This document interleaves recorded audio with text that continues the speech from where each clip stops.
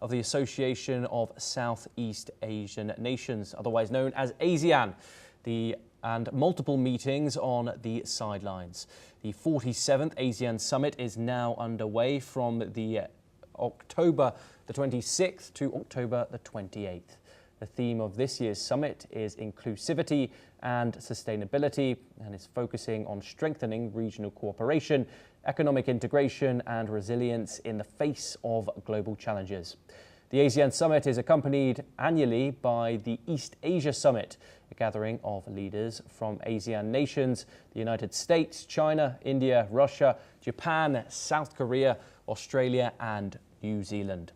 This year, US President Donald Trump, Australian Prime Minister Anthony Albanese, newly appointed Japanese Prime Minister Sanai Takaichi, South Korean President Lee Jae-myung, Chinese Premier Li Qiang and New Zealand Prime Minister Christopher Luxon are attending the summit. Russian Deputy Prime Minister Alexander Novak is representing Moscow, while Indian Prime Minister Narendra Modi is participating virtually. Beyond the leaders of ASEAN and the East Asia Summit nations, Brazilian President Luiz Lula da Silva, Canadian Prime Minister Mark Carney and South African President Cyril Ramaphosa will be in Kuala Lumpur too. President Trump, upon his arrival at the airport, was welcomed by the Malaysian leader. The US president appeared pleased by the warm reception and greeted the Indigenous performers who welcomed the leaders. Malaysian Prime Minister Anwar Ibrahim welcomed the leaders upon their arrival at the summit venue.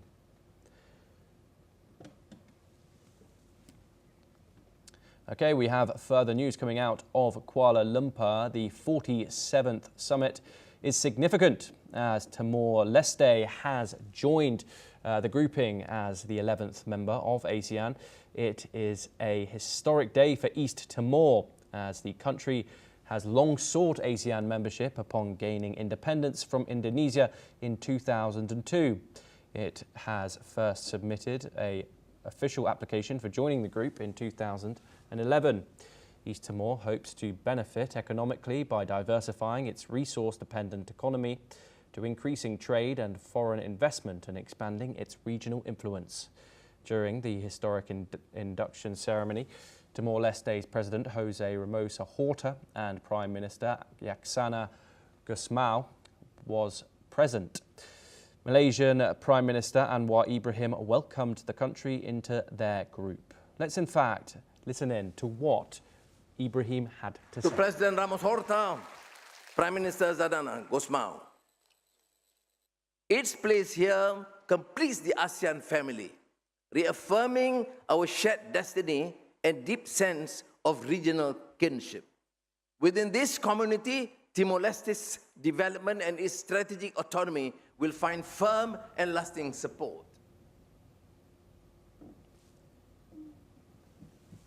However, one of the key members of the group, Myanmar, was not present at the summit and will not attend.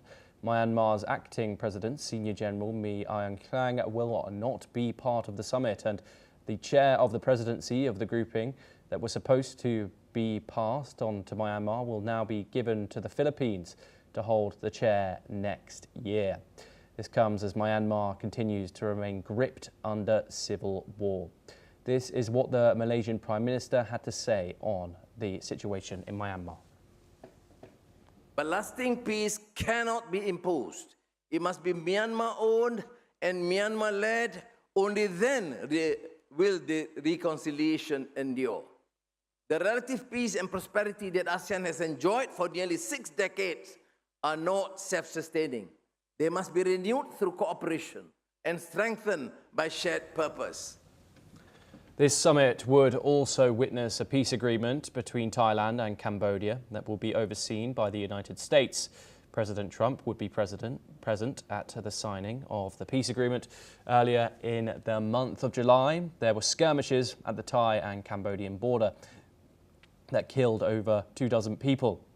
This is what the Malaysian Prime Minister said on this.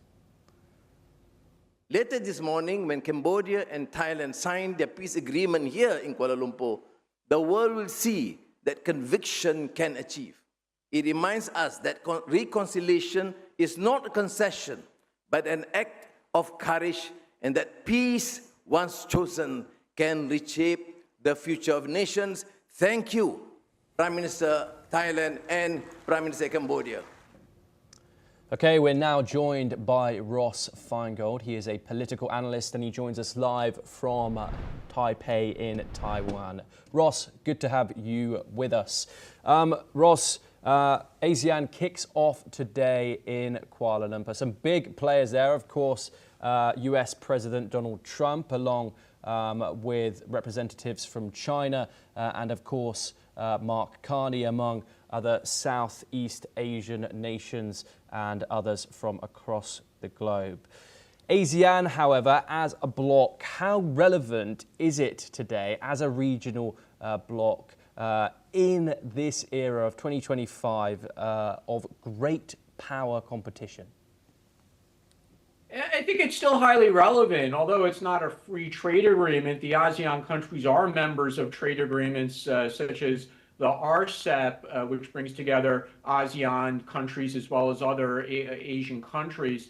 But they do set policy direction and try to work together on a large number of issues. Many are trade related. I would describe those as business facilitation issues, improving the general business environment, the flow of goods and people within the region. They're doing a lot of things related to energy. And they look at other issues, not always with success. Examples would include the disputes in the South China Sea, as well as the ongoing civil war in Myanmar. But it does represent a joint voice. The criticisms of ASEAN are well known.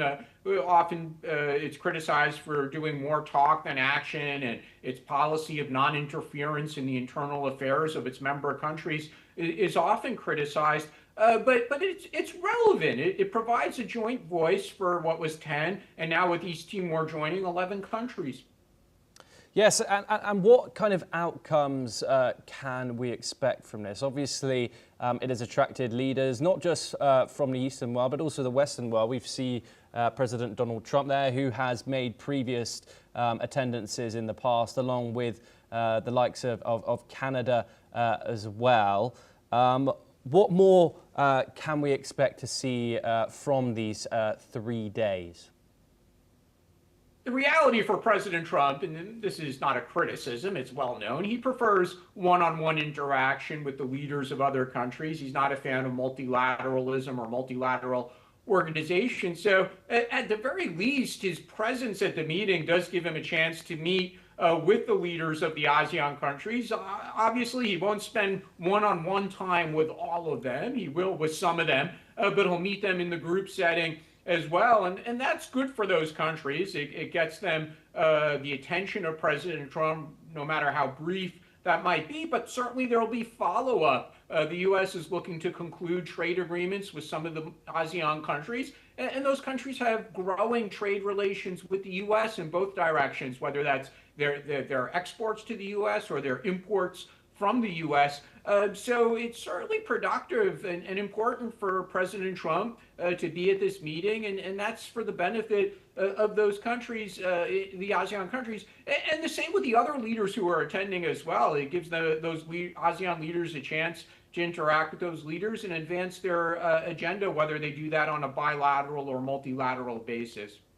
And finally, Ross, what is the strategic significance of East Timor becoming ASEAN's newest member, the first since the 1990s? East Timor struggles with development issues. Poverty is widespread. There's not much foreign investment. Their natural resources extraction jointly with Australia is reaching its upper limits, and the government's going to need new income sources. So being part of various ASEAN initiatives, whether that's human resources development, energy policy, or business facilitation, it can only help ASEAN to be part of, only help East Timor to be part of the ASEAN bloc. There's just total upside. There's no downside for East Timor. Ross Feingold, it's a pleasure to talk to you as always. Thank you very much for joining us. We stay in the Indo-Pacific for our next story, where North Korea and China marked a significant anniversary commemorating the 75th year since the Chinese People's Volunteers entered the Korean War. On Saturday, officials from both nations gathered at Pyongyang's Friendship Tower to honor the occasion.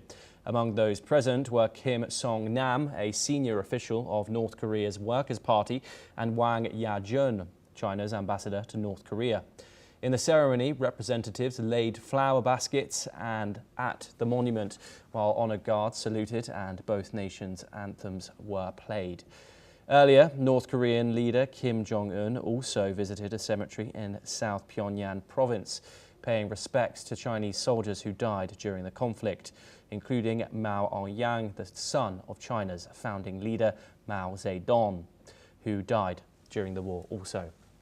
October the 25th holds historical significance, marking the day Chinese forces first entered North Korea to engage in battle during the Korean War.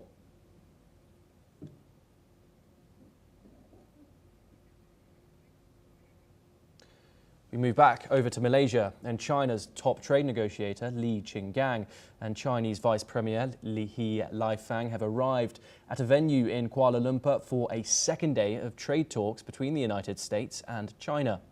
The Chinese officials are meeting with US Treasury Secretary Scott Bessent and US Trade Representative Jamieson Greer on the sidelines of the ASEAN Summit to de-escalate trade tensions between